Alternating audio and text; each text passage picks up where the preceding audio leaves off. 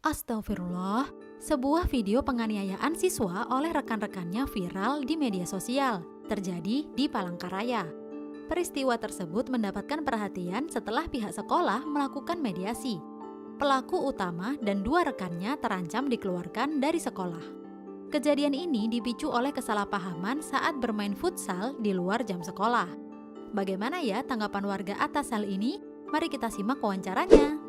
Sebuah video penganiayaan siswa di Palangkaraya oleh rekan-rekannya viral di media sosial.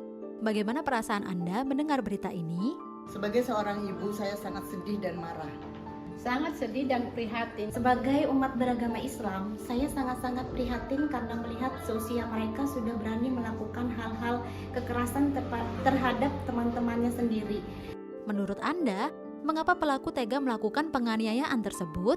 Karena pelaku tidak mendapatkan pemahaman Islam tentang hukum, adab, dan akhlak. Ada banyak faktor. Yang pertama, kurangnya perhatian, pendidikan agama dari orang tua maupun keluarganya, sehingga anak ini tidak memiliki kepribadian yang sesuai dengan ajaran Islam. Yang kedua, pengaruh dari gadget. Nah, faktor ini juga sangat mempengaruhi karena kebanyakan anak memainkan game yang mengandung unsur kekerasan. Menurut saya, kurangnya ilmu yang didapat oleh anak tersebut. Menurut Anda, mengapa saat ini banyak perundungan yang terjadi di sekolah? Karena di sekolahlah ada tempat bertemunya berbagai macam karakter dan latar belakang anak. Dan ditambahkan lagi penerapan kurikulum sekuler memisahkan agama dari kehidupan sehingga perbuatannya tidak mencerminkan kepribadian Islam.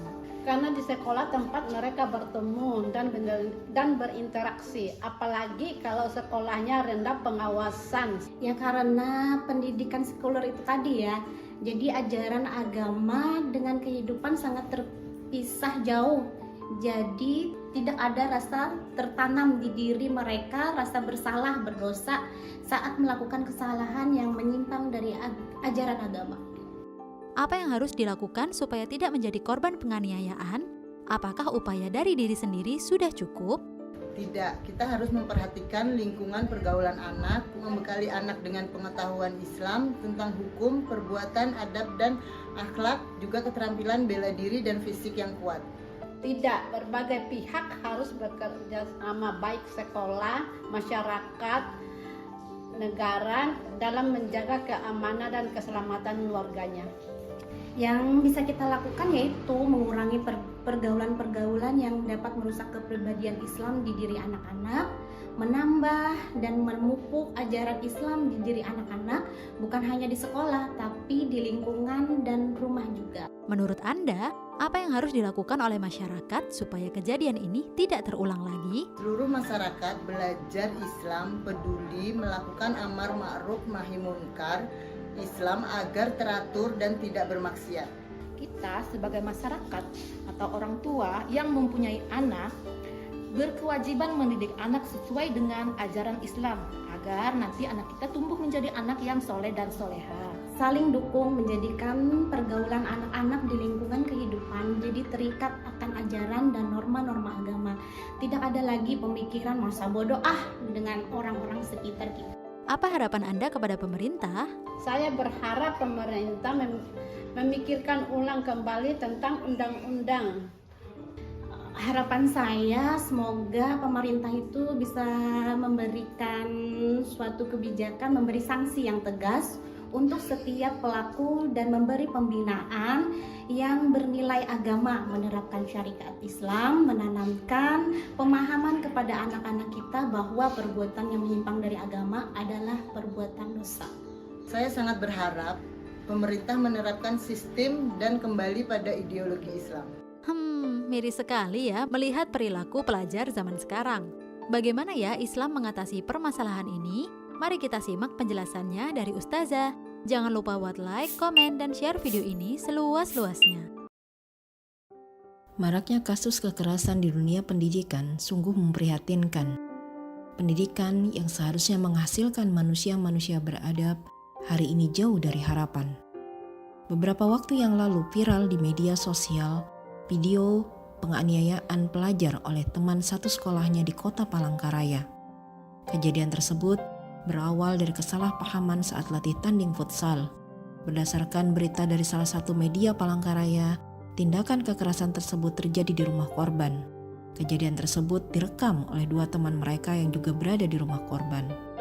Salah satu guru membenarkan kejadian tersebut dan mengatakan hal itu terjadi di luar lingkungan sekolah saat libur. Berdasarkan keterangan guru tersebut, pihak sekolah sudah melakukan mediasi, kedua pelajar bersama kedua orang tua mereka juga sudah berdamai.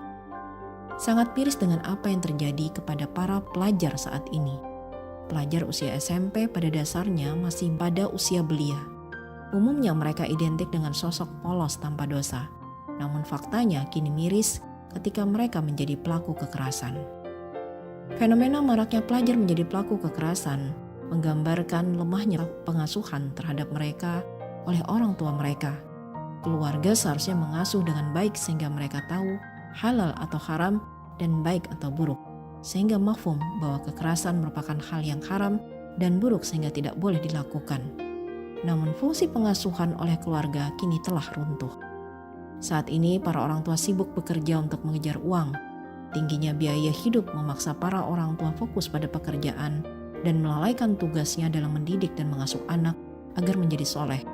Akibatnya muncullah generasi minus kasih sayang yang bertindak tanpa arahan.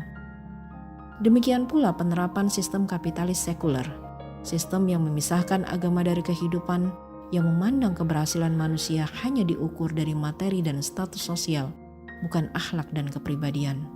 Sekolah dan masyarakat cenderung menanamkan nilai kompetisi untuk mengejar materi.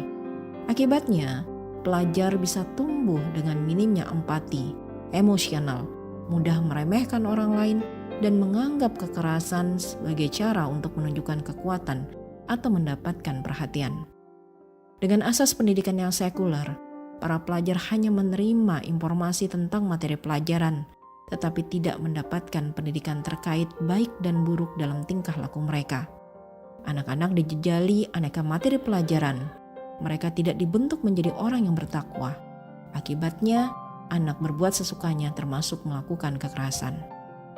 Bahkan pendidikan agama belum mampu membentuk pribadi bertakwa atau kepribadian Islam, yaitu pribadi pelajar yang senantiasa melaksanakan perintah Allah dan menjauhi larangannya. Pribadi yang senantiasa merasa diawasi Allah dalam setiap tingkah lakunya. Metode pengajaran agama hanya terbatas transfer ilmu, sehingga tidak menghasilkan pengajaran yang membekas dan memotivasi anak untuk menerapkannya. Pelajaran agama hanya 2 jam pelajaran per pekan, dan itu pun membahas syariat hanya di permukaan saja. Akidah yang menjadi landasan hidup seorang tidak dibahas secara mendalam. Akibatnya, anak-anak tumbuh tanpa memiliki pondasi akidah yang kuat. Mereka tidak memahami hakikat penciptaan, tujuan mereka diciptakan dan hidup di dunia. Para pelajar kehilangan motivasi tertingginya dalam menuntut ilmu. Ini juga menjadi peluang bagi makin besarnya kenakalan anak-anak termasuk tindak kekerasan. Kapitalisme sekuler juga membentuk masyarakat yang individualistik. Kepedulian terhadap sesama makin luntur. Islam tidak dijadikan landasan dalam berperilaku dan membangun hubungan sosial. Sistem ini gagal membentuk generasi yang beriman dan bertakwa yang akan membangun ikatan akidah di antara masyarakat. Berbeda dengan Islam, di dalam Islam, pendidikan bukan hanya soal akademik, tapi pembentukan kepribadian yang bertakwa. Tujuan pendidikan yakni membentuk kepribadian Islam dan membekalinya dengan ilmu pengetahuan yang berhubungan dengan masalah kehidupan. Metode pendidikan dirancang untuk merealisasikan tujuan tersebut. Setiap metode yang berorientasi bukan kepada tujuan tersebut akan dilarang. Membentuk kepribadian Islamiyah adalah membentuk pola tingkah laku pelajar berdasarkan pada akidah Islam dan tingkah lakunya senantiasa mengikuti Al-Quran. Seorang muslim yang bersaksiah Islam tentu akan merasa senantiasa diawasi Allah, sehingga mengharuskan dirinya senantiasa bertingkah laku sesuai ajaran Islam. Berkepribadian Islam merupakan konsekuensi seorang muslim. Seseorang harus memegang erat identitasnya dan jati dirinya sebagai seorang muslim, yaitu senantiasa bertingkah laku yang islami dimanapun, kapanpun dan dalam aspek apapun ia beraktivitas. Identitas ini akan menjadi kepribadian yang tampak pada pola pikir dan sikapnya yang didasarkan pada ajaran Islam. Dengan demikian, setiap tingkah lakunya diukur dengan standar ajaran Islam, yaitu halal dan haram. Dan ia memahami menyakiti sesama adalah perbuatan yang tidak baik dan diharamkan oleh Allah Ta'ala. Sistem pendidikan Islam menanamkan nilai empati, tanggung jawab, dan ukhuwah atau persaudaraan sehingga mencegah kekerasan sejak dini. Islam juga akan membangun lingkungan yang kondusif melalui peran keluarga, masyarakat, dan negara. Keluarga yang memberikan pengasuhan yang baik untuk membangun kepribadian Islam, masyarakat yang mendukung, dan negara yang menerapkan Islam secara komprehensif. Terkait dengan tindak kekerasan di sekolah, negara akan sangat peduli dan berupaya menyelesaikannya. Upaya preventifnya adalah dengan memastikan bahwa tujuan pendidikan terrealisasi. Sistem pendidikan dilaksanakan berbasis akidah Islam dengan kurikulum sesuai syariat Islam sehingga akan menghasilkan anak didik yang berkepribadian Islam. Generasi dididik dengan pondasi akidah yang kuat sehingga mereka memahami benar mengenai tujuan penciptaan di muka bumi ini. Para peserta didik akan memahami tujuan hidupnya, yaitu dalam rangka menjalankan perintah Allah dan menjauhi larangannya. Dengan begini, persoalan kekerasan di sekolah bisa selesai sebab tiap individu memahami hal-hal yang boleh dan hal yang tidak boleh dilakukan oleh hambanya. Mereka akan bertindak sesuai dengan syariat. Pola relasi antar individu adalah ta'awun, yaitu tolong-menolong. Tiap orang akan berlomba-lomba dalam kebaikan dan menjauhi kemudaratan. Dalam Islam, penguasa akan menetipkan media dan memberi peraturan. Negara akan memastikan media mendidik masyarakat menjadi makin bertakwa dan terdorong untuk melaksanakan perintah Allah dan meninggalkan larangannya. Negara akan mengontrol konten di media. Seluruh media, baik media massa maupun media sosial, tidak boleh bermuatan negatif termasuk adegan kekerasan yang menjadi stimulus anak-anak melakukan tindakan kekerasan. Negara akan bertindak tegas dan memberi sanksi menjerakan bagi yang melanggar. Media harus dalam kendali negara sebagai alat syiar Islam. Negara juga akan menindak setiap pelanggaran sesuai dengan hukum syariah yang adil dan menjerakan.